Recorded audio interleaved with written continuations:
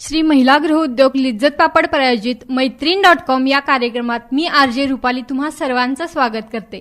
मैत्रिणींनो, आज आपल्याशी एक खास व्यक्ती बोलायला आलेली आहे आणि त्यांचा एक ग्रुप आहे गान गौर ग्रुप म्हणून. तर आज आपण त्यांच्या गान गौर हा ग्रुप काय आवड आहे म्हणून त्यांनी स्थापन केला, काय संकल्पना आहे या ग्रुपची, तर आपण त्यांच्याकडून जाणून घेणार आहोत.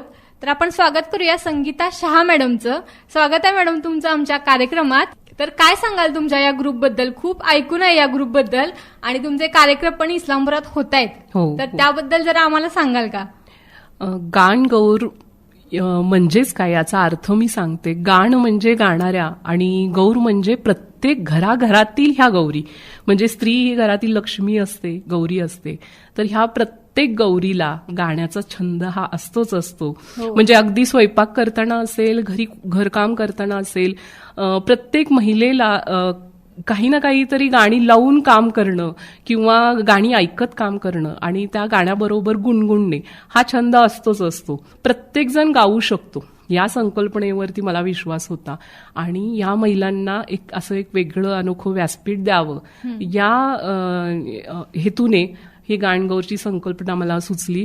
आणि मुळात म्हणजे संकल्पना आमची अशी होती की गाणी तीच प्रत्येकाच्या मनातली, गळ्यातली, पण ती थोडी अनोख्या ढंगात रंगात आपण थोडीशी सादरीकरण करूया की ज्यामध्ये आपण आपल्याला काही वेळाला गाणं म्हणताना प्रत्येक शब्द आठवतोच असं नाही, पण त्या म्युझिक बरोबर आपण एखादा स्वर घेऊन आपण गाणं गात असतो.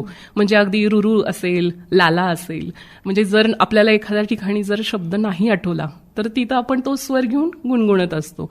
तर ते व्हेरिएशन आणि ते सरगम ह्या म्युझिकमध्ये घालावं आणि तीच गाणी वेगळ्या पद्धतीनं कशी गाता येतील अशा हेतूने ही संकल्पना मी शहरात पहिल्यांदाच आणली आणि त्याला एक अनोखं व्यासपीठ प्रत्येक महिलेला मिळावं की ज्या प्रत्येक महिलेचा छंद एका अनोख्या स्वरूपात सर्वांसमोर यावं या हेतूने ही संकल्पना चालू केली होती. हो, नक्कीच चांगलं आहे ही संकल्पना. आणि कसं कोणाला आवड असते पहिल्यापासून, तर आता सगळ्या जबाबदार महिला आहेत, कुटुंबाची जबाबदारी आहे, संसार आहे, काही जॉब करतात, तर त्यातून आपल्या आवड जर कोणाला जपता आली नसेल आणि तर आता जर ह्या निमित्तानं जर कोणाला ती आवड जपता येत असेल तर ते खूपच चांगली आहे. हो हो, अगदीच रुपाली. अगदी म्हणजे सुरुवात करताना माझी कन्सेप्ट तर क्लिअर होती, पण ह्या सगळ्या महिलांना एकत्र कसं करायचं आणि काय करता येईल ह्याच्यामध्ये आमचे बालभवनचे संगीत वर्ग हे मुलांसाठी चालूच असतात. आणि त्याच्यातून मी कावेरी कळेकर ज्या आमच्या संगीत प्रशिक्षक आहेत त्यांच्या पुढे ही संकल्पना मांडली. त्यांनाही खूप आवडली. मी म्हटलं आपण मुलांसाठी करतोय, ही पिढी तर घडतीयच, पण ह्या पिढीबरोबर त्यांच्या सर्व आयांना जर आपण हे प्रशिक्षण दिलं तर त्यांचा पण छंद वेगळ्या स्वरूपात सर्वांसमोर येईल आणि आपल्या पुढच्या पिढीला जे आपण काम करतोय ज्या संकल्पनेनं त्यांनाही मदत होईल आणि एक वेगळं वातावरण तयार होईल. मग आम्ही या पद्धतीनं गाणगौरची संकल्पना मांडली आणि तुला सांगायला आनंद होतोय की रुपाली, ह्याला इतका प्रचंड प्रतिसाद आम्हाला मिळाला. म्हणजे 25 महिला आमच्या या गाणगौर ग्रुपमध्ये सामील झाल्या. अरे वा. आणि ह्याच्या प्रवासाला आम्ही सुरुवात केली. गाणी आम्ही वेगळ्या पद्धतीनं स्वतः तयार केली. कावेरी त्यांचे खूप कष्ट आहेत त्यामध्ये. त्यांनी वेगळ्या पद्धतीचे चांगले व्हेरिएशन सरगम त्यामध्ये ऍड केले आणि सगळ्यांनाच, प्रत्येक महिलेला ते आवडलं गाणं म्हणताना. खूप छान. आणि कशा मग बायकांचा रिस्पॉन्स, म्हणजे कुठल्या वयोगटातल्या आहेत किंवा काय? आता ह्यामध्ये काय झालं होतं की वयोगट असा आम्ही काही फिक्स केला नव्हता की ज्याला गाणं गुणगुणण्याची, गाणी ऐकण्याची सुद्धा आवड आहे अशांना सुद्धा आम्ही वेलकम केलं होतं. आणि अशी काही अट ठेवली नव्हती. ज्यांना गाणं आवडतंय त्यांनी आमच्या गाणगौर ग्रुपमध्ये यावं. आणि तुला सांगते अगदी यंग एज पासून ओल्ड एज पर्यंत, म्हणजे सगळ्या वयोगटातील महिला आमच्या ह्या ग्रुपमध्ये आहेत. अगदी एकच उदाहरण द्यायचं म्हटलं तर दीप्ती जोशी आणि त्यांच्या सासूबाई अशा सासू सुना पण त्याच्यामध्ये आहेत आणि मधल्या एजच्या पण आहेत आणि सर्व एज वयोगटातील महिला या गाणगौर ग्रुपमध्ये आहेत. आणि अशी आम्ही सुरुवात केली. सुरुवात करताना आम्ही सरस्वती वंदनेपासून केली. श्लोक वगैरे महिलांना आवडतात. आणि ह्यातला आणखी एक मेन हेतू म्हणजे प्रत्येकीला गाण्याचं, गुणगुणण्याचं सगळे छंद असतात, गाणी माहिती असतात, पण प्रत्यक्षात एकट्याला सादर करा म्हटलं तर कोणीही शक्यतो पुढे येत नाही किंवा तो आत्मविश्वास नसतो, भीती वाटत असते. तर ग्रुपनी आणि समूहानं गाणं याच्यावरती माझा विश्वास आहे. कारण प्रत्येक जण समूहानं गायलं तर प्रत्येकाचा सुरात स्वर जेव्हा मिसळतो तेव्हा एक वेगळाच ताल आणि सूर तयार होतो. अगदीच खरं. आणि त्यावेळेला मग ज्यावेळेला एकत्रित गातील ह्या महिला त्यांना नक्कीच तो आत्मविश्वास बिल्टअप होईल या उद्देशानं हे सुरुवात केली. आणि सरस्वती वंदनेनंतर हळूहळू सर्वांना वाटलं की आपण गाऊ शकतो. तेवढा कॉन्फिडन्स आला त्यांच्यात की बाबा आपणही करू शकतो. आणि मग त्यांच्यात आता काय वेगळी इम्प्रुव्हमेंट आहे किंवा कॉन्फिडन्स कितपत वाढलाय आणि घरातून पण त्यांच्या कसं हे करतात की घरातून तरी त्यांना घरातून अपेक्षितच नव्हतं ह्या कधीतरी स्टेजवर येऊन गातील असे सुद्धा अनुभव आहेत. तुला त्यांच्याशी गप्पा मारताना नक्कीच त्यांच्या अनुभव शेअर करतीलच. आणि ह्या सर्व ज्या आम्ही महिला होतो 15 जणी त्यांनी स्टेजवरती सुद्धा पहिल्यांदाच हे सादरीकरण केलेलं आहे. म्हणजे त्यांचा पहिलाच स्टेज शो हा होता. आणि घरच्यांनी भरपूर प्रतिसाद दिला. सर्वजण सपोर्टिव्ह सिस्टीम बनले त्यांच्या ह्या छंद जोपासण्यासाठी. आणि कार्यक्रम ज्या वेळेला पाहिला सगळ्यांनी म्हणजे सगळ्यांनाही अगदी आश्चर्यकारक होते की आपली ही आई किंवा दीदी किंवा ताई बहीण कोण असेल ती इतक्या छान पद्धतीनं स्टेजवरती गाऊ शकते. हे एक प्रतिक्रिया खूप सुंदर सगळ्यांच्या ऐकायला मिळाल्या. आणि दुसरी गोष्ट आम्ही वेगळी केली म्हणजे महिलांना मोटिवेट तर करणं. ह्या आमच्या 6 महिन्याचा आमचा हा सिलेबस ठरलेला होता की एवढी गाणी घ्यायची आहेत आणि हे करायचंय. पण ह्या महिलांना सातत्य टिकवून ठेवणं म्हणजे एकच गाणं झालंय आता आणि परत एवढी सगळी गाणी होईपर्यंत सर्वांना टिकवून ठेवणं हे आम्हाला आव्हान होतं. तर मग त्यासाठी सतत त्यांच्याशी संपर्क साधणं, त्यांना मोटिवेट करणं. मग आम्ही 1-2 गाणी अशी पण पब्लिश केली होती की अगदी आमच्या वेळची पद्मा गोळे यांची एक कविता आहे, मी एक पक्षीनं आकाश वेडी दुजाचे मला भान नाही मुळी. ह्या कवितेचं आम्ही चाल लावली गाण्याच्या स्वरूपात, गीतामध्ये आम्ही ते गायलं आणि एका बागेमध्ये त्याचं सुंदर असं आम्ही व्हिडिओ शूटिंग केलं. आणि ते एकत्रितपणे इतकं सुंदर झालं आणि प्रत्येकाला बघताना वाटलं अरे आपण हे करू शकतो. मग ती एक आयडिया चांगली आम्हाला इम्प्लिमेंट झाली त्याच्यामध्ये. आणि मग सगळ्यांना आत्मविश्वास वाढला की अरे आपला व्हिडिओ बनतोय हा आणि करू शकतोय आपण एखादं काहीतरी.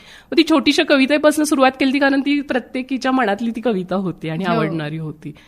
त्याच्यानंतर दुसरी एक स्टेप म्हणजे आम्ही 26 जानेवारीला देशभक्तीपर गीत आम्ही शूट केलं, मेरा मुल्क मेरा देश म्हणून.